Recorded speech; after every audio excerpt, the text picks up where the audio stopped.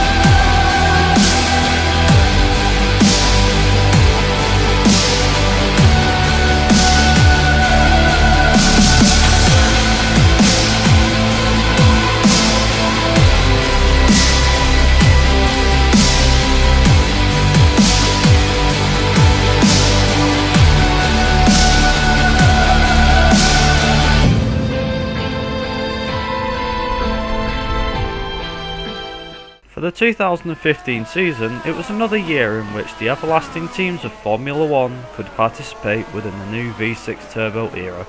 Mercedes were the main talking points of 2014, as well as some of the big names that were moving teams, and some of the new faces coming into the sport for 2015. One of these talking points was the movement of Ferrari driver and Red Bull driver Fernando Alonso and Sebastian Vettel moving teams for the new season. Sebastian went to Ferrari, whereas Fernando headed back to McLaren, which was now being transformed after being reunited with Honda, who hadn't been in the sport for nearly 7 years. The new branded McLaren team had provided key talking points for the season, including would they be able to catch the field with an engine that had a year less than the other engine manufacturers? Well, it all came down to whose power unit was the best in testing. Mercedes kicked off the testing with the reveal of the W06. This car had an upgraded chassis to last year's W05, as well as an upgraded engine package brought throughout its development. Toro Rosso showed some surprising results with their young lineup, who managed to get ahead of teams such as Force India and even their big sister team Red Bull within the first days of testing at the Jerez circuit. Ferrari seemed to have improved from last year with their new SF15T model, which had better downforce and handling compared to last year's SF14T.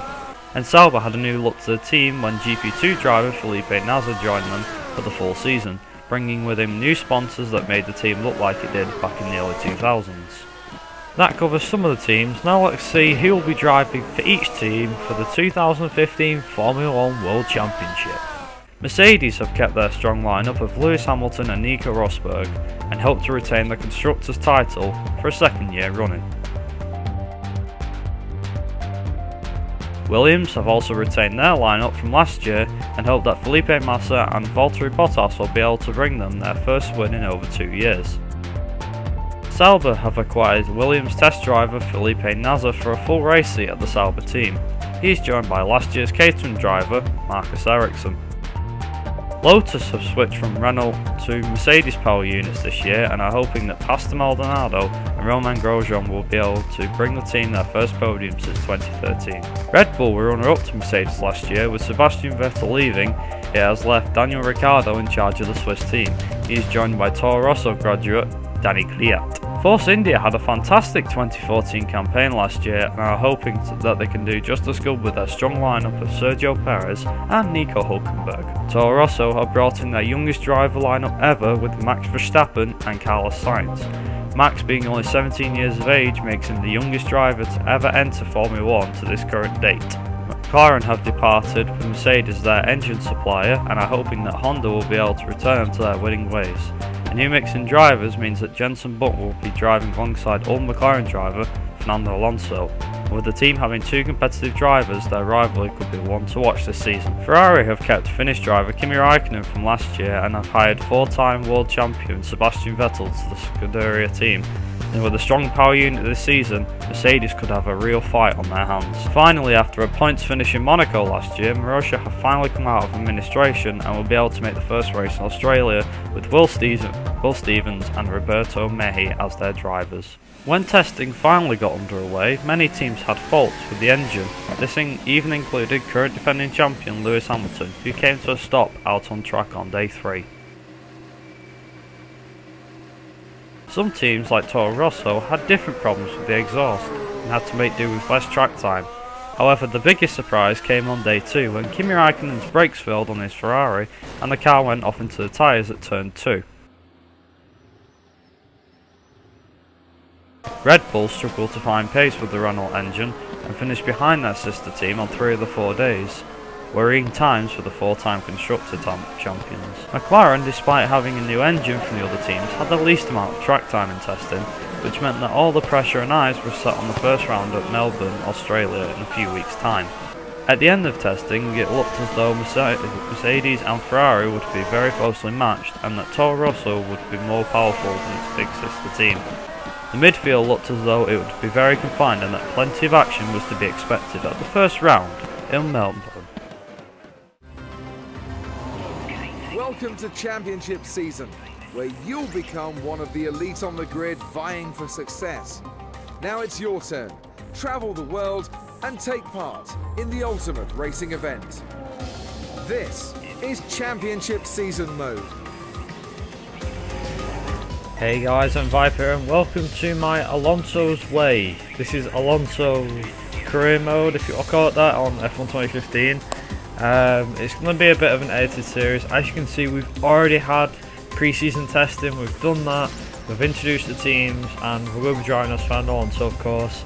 I'm actually going to be doing this on expert difficulty, and also just to keep the episodes proper short, I'm going to be doing a short weekend, so I'll hand you over to the commentators.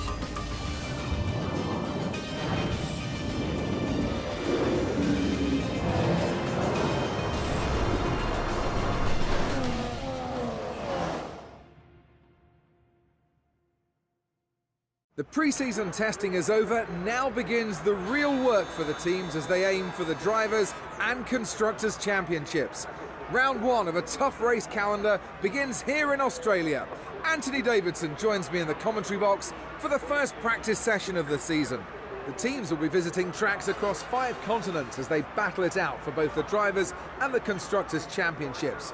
What race on the calendar do you think the teams will have a special eye on this year? Well, I think the teams will be looking forward to the Mexican Grand Prix, which is being held back at the Autodromo Hermanos Rodriguez in Mexico City. It was last run way back in 1992. This year sees Honda return to the sport, reforming one of the greatest partnerships in F1 history with McLaren. Do you think they can rekindle the success they had during the 80s and the 90s? It won't be easy, but yes, I think so. It's been a tough few years for McLaren with the loss of Hamilton, Mercedes withdrawing as a shareholder and major investor in the team, and losing technical director Paddy Lowe. This could mark the start of their return to prominence.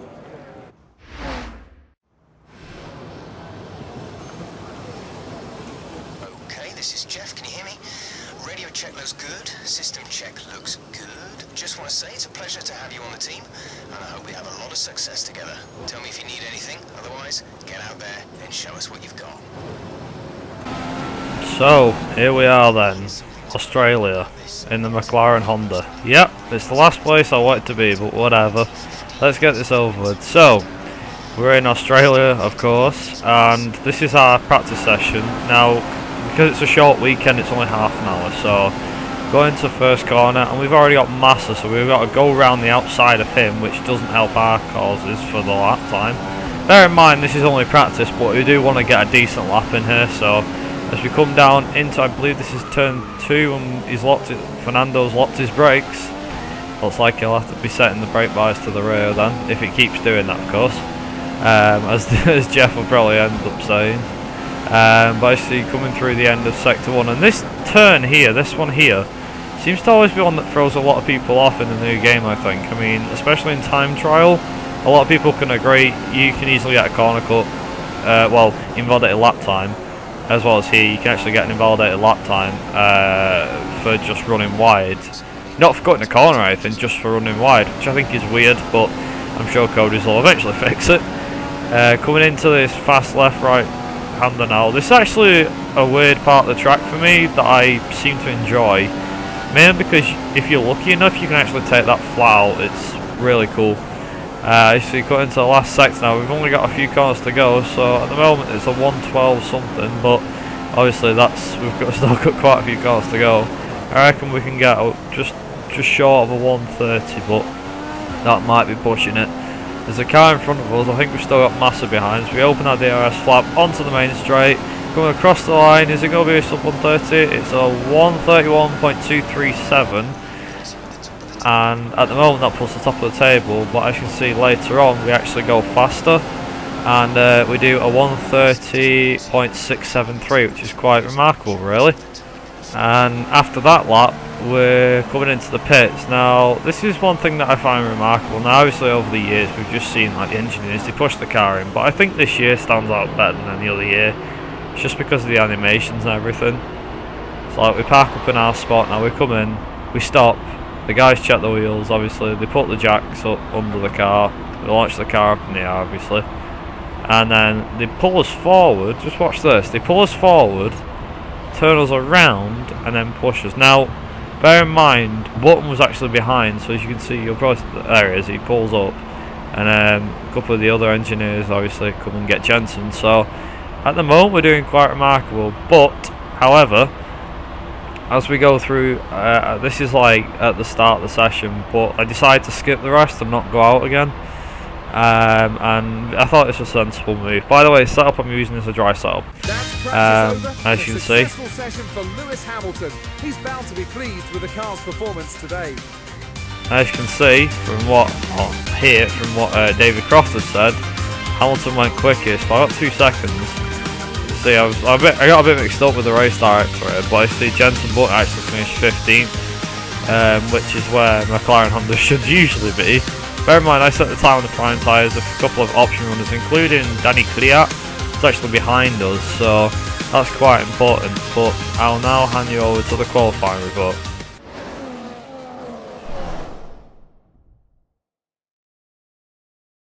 Welcome to Melbourne, where qualifying for the Australian Grand Prix should be getting underway shortly. With the first qualifying session of the season about to start, we should find out the performance level of the new cars and who might be contenders for this year's championship.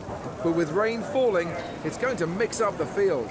We expect the Mercedes power unit to be strong this season, but with today's weather, we may not get a true indication of which team came out strongest from pre-season testing. Okay, so qualifying. This is a one-shot quali, so we've only got one chance at this. Going across the line in 7th gear, touch 180, 190. See, Massa's just ahead. Go a bit wide in that first corner, but we're going up through the gears, 4th, 5th, into 6th gear eventually. Coming down into the, I think, turn 3, 7th gear, brake, hopefully not lock tyres up. We did lock tyres, but that should hopefully not compromise our lap too much. And you see, we're currently P1, so we're out in front. Don't ask me how, we just are. You see, we're going into the end of sector 1 now. And I think this is turn 6, turn 5 or turn 6 I want to say. This is the corner that messes everybody up. Go a little bit wide on the grass, and that allows, I think, Hamilton, who's in 2nd currently, allows him to catch up a little bit.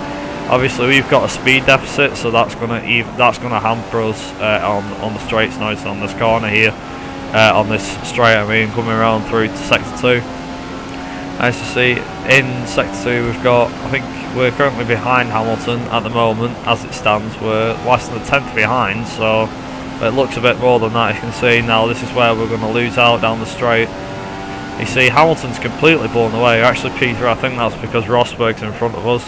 And now we're P5, so P3, P5, I think it goes in like sets of 2 or 3, I don't know. And you see, we're coming into the last few corners now, and it keeps changing to P3, P5. Hamilton seems to be running away with this. We cut the second to last corner very well, a bit bad. We're coming across onto the main start finish straight now, and down the main straight. What's the time going to be? Where are we going to come? Looks like P5. I think that was P5, 5th place. It might be, but Fernando seems to look pretty damn happy with himself. So I presume we've done good. Only one way to find out. Let's listen to what David Croft has to say. It's been a mighty qualifying performance from Mercedes today, with both cars on the front row for the race tomorrow. They've really worked hard this weekend, and it seems they've been able to set up the cars perfectly today. Whether this will translate into race pace tomorrow, well, we'll just have to wait and see. And Anthony Davidson is right on that one. We will have to see if Lewis Hamilton can turn that pole position into a race win. As you can see, Jenson Button actually finished 13th.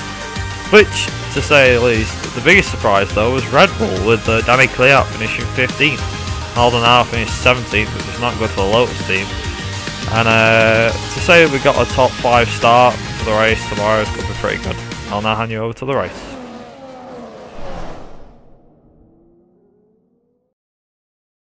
It's nearly 5 o'clock here local time, and welcome to race day here in Melbourne, Australia. The cars are on the grid and they should be setting off shortly for the formation lap.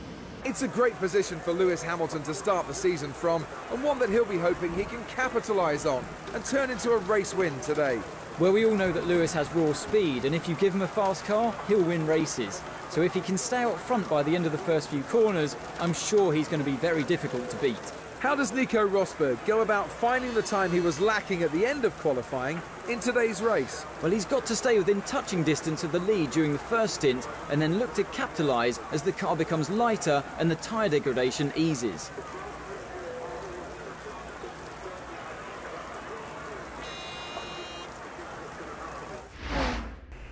Right, okay, race time. So, intermediate conditions it seems. Well, we're gonna go on the strategy of what the team have chosen for us, which is inters, and then the finish. See, it's 25 minutes, but obviously thanks to editing, we'll be able to edit it down. So let's start this race. So 5th place, top 2 finish apparently. This is going to be interesting. And the lights are out and we're off. Already, that was quick. Vettel's already got a good start. Raikkonen's in front. Who's next? Oh, we've got Bottas. Bottas is out of nowhere. We're going to go around the outside Bottas. Nice and easy there. Lovely jubbly. Seems as though we're actually still keeping up with Vettel, kind of. What are we going to do? We're going to go down the inside. Nope. I'm going to hang back. I'm going to stay behind Vettel. Hopefully we can get past him. If we do, that would be fantastic. Fantastic, as Dave would say. Or F1 Games PlayStation, if you didn't know. He always says fantastic. Coming into sector 1 now. Going a bit wide. We caught up to Vettel a little bit. We're near enough bumper to bumper with him. Bumper to... oh, for God. I keep saying that. It's more like fender to bumper, really, isn't it? Fender. No. Forget it. Wing to wing. There you go. Ah, got it right. Sector 2. Here we go. It's not too bad, actually. Sector 2 is actually okay. It's decent. Sector 2 is decent. It's just we lose a lot in this bit here. I think we gain in these corners here, but we lose out in the last sector, so that's not too great, if I'm honest. More or less anything else that's happening at the moment. We've got Vettel still in front, Bottas is still behind, so nothing's changed up front as of yet. Coming into the last few corners now. We're going to gain on Vettel anymore? Nope, looks like we're not. Okay, second to last corner, nice and easy. And last corner. Bear in mind, we've got a power deficit and we're still keeping up with the big guys. Oh, there goes Vettel. Vettel's running. He's running. That's on to lap 2 now. But, like I said, thanks to the power editing, we actually keep going for Vettel, but unfortunately we couldn't keep up with him. That is until lap 3, when, Hornby has it, a collision had happened between Lewis Hamilton and Sebastian Vettel. Raikkonen and Hamilton had a coming together. Hamilton then hit Vettel. The two had a bit of a spin and me and Raikkonen scraped through. Rosberg's out in front, by the way. Lap 5, and we're going to have another go at we're going to actually have a go at Raikkonen because we didn't really have a go at Raikkonen. And try and get past him. Nope. We're going to hang back. Probably going to give it another shot. See if we can give it another shot. Going into the end of sector 1, we're right behind Raikkonen now. Can we get past him? Go around. We'll do a switchback if we can. No, we hang back. We can't get past him. Unfortunately, that's the way it goes. Hamilton's still behind us, just. But that Mercedes engine is not going to be behind us for long. I reckon he's going to get us as we go wide onto the curves there. That's probably going to allow Lewis to get through. He's coming, I can hear him, there he is. He's behind us. And he's going to get past us, yep. We're down to full. Oh no, he's made a mistake, we're going to keep third. Vettel's got past him, so now it's Ferrari 2-4, Mercedes 1-5, and currently McLaren 3-15, I would imagine, because the button's driving. Lap 7 now, pit stop time. We're actually going to, the team decided to pit us this early because they want us, they're going to try and get us to undercut Raikkonen. Hopefully it'll work. I see Rosberg's been in for his pit stop. We're coming in for ours now. That's how far ahead he was. He pretty much most of the pit stop. 1.8 second pit stop, which I don't think is legit. It's more like 2.4. You see where we're going to come out of the pits. We've got 8th, 9th, we got 10th. Yep, 10th. Ericsson's into 9th now. You see we've actually got a bit of a glitch now where we're in second. Now this glitch is quite anonymous. It's not anonymous, it's quite well known for the new F1 game at the moment. And coming on to the end of lap 9 now, as you can see we're overtaking some people in the pits. We've got past Bottas nice and easy. I think that's Raikkonen who's coming out at the end, so the undercut hasn't actually worked by the looks of it. However, because he's got cool tyres, it looks like we're ready to catch him. We're going to try it down the inside. We're going to throw it down the inside. We are going to throw it down the inside. He's given us the room. We lock the brakes up and we go down the inside of Kimi Raikkonen and we take second place. Rosberg's still out in front, of course. So second place for us so far. It's pretty good. We went on to the last lap. Literally nothing happened for that lap. We was just defending like crazy. On to the last lap. As you see, Raikkonen's a second behind and Rosberg's 11.3 ahead. So Rosberg have got this in the bag. As you can see from our engineer, 5 tenths faster than was this Kimi Raikkonen, so we're pretty, and as you can see, we're running on fumes now, so we're really going to need to save fuel. That means, he said about changing up gears early. As you can see, I put it into lean now. I'm hoping this will do me some good as well. I see changing up gears early. And the gap to Raikkonen is still a second, so we've not lost any time to him in that first sector, which is good. Rosberg's still in front. I don't know, I think it's 11.8 seconds now, or 12 seconds in front. We're coming through sector 2 now. Raikkonen looks as if he's still within a second, so he's not backing off, of course. The AI are actually much stronger. I think, like I said, we've got the speed deficit, so that means we're going to easily get caught. And Raikkonen's caught us by half a second in that second sector there. And coming on to into the last sector now, obviously we've got a speed deficit, so Raikkonen's probably going to, is he going to look down the inside? No, he's not, but he's going to get right up close to us, as well as, I think Sebastian Vettel or Lewis Hamilton is behind him. As you see, coming into the second to last corner, Nico Rosberg has pretty much won the race now. He's pretty much come across the line now.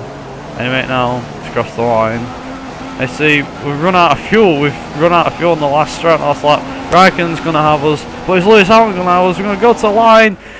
Ooh, did we get third? I don't know. Looks like we did. Third place. I'm going to let you guys enjoy the podium.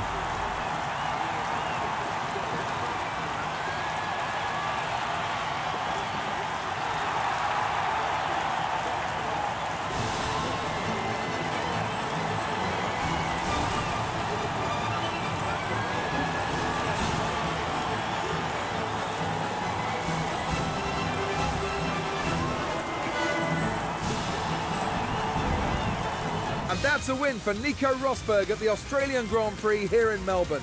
What a result for this German driver. What a fantastic result for Nico. He'll be so happy to start the season on such a positive note. After all that excitement, it's time for a lie down, I think. Thanks for joining us and goodbye until the next race.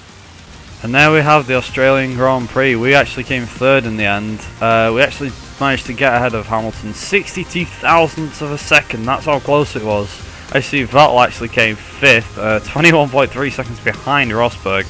I see our teammate Button not doing so well. And Danny Kvyat, one of the Red Bulls, not finishing the points. But the biggest surprise was Daniel Ricciardo, who did not even finish the race. He actually retired. I don't know what lap, but I know he retired. By the looks of it, we've got a pretty good points haul from that. I'm quite happy that we managed to start off on such a positive note. Of course, Mercedes, I think, are going to be leading the constructors with Ferrari not far behind. I'm not sure where that puts us after that performance, but most likely, I don't know, we'll probably see Daniel Ricciardo's at the bottom for finishing because he didn't even finish the race. So it's pretty weird how this season's already turning out so far. Hopefully we can get a better performance in Malaysia, but I don't know, it's not my strong point. I've seen the constructors are actually third, which is quite good. I mean, we're 22 points behind Mercedes and Ferraris with 28 in second, so we're a point ahead of Williams. So hopefully the target, I reckon we can target third or fourth for this season. But that's been episode 1 of Alonso's Way. I hope you guys enjoyed it. If you did, make sure to like button on. Be sure to obviously subscribe, and we'll leave you with the race the race start in the background. And until next time, I've been Viper Racing. You guys have been awesome. Thank you for watching, and I'll see you guys in the next video. Ta-ra!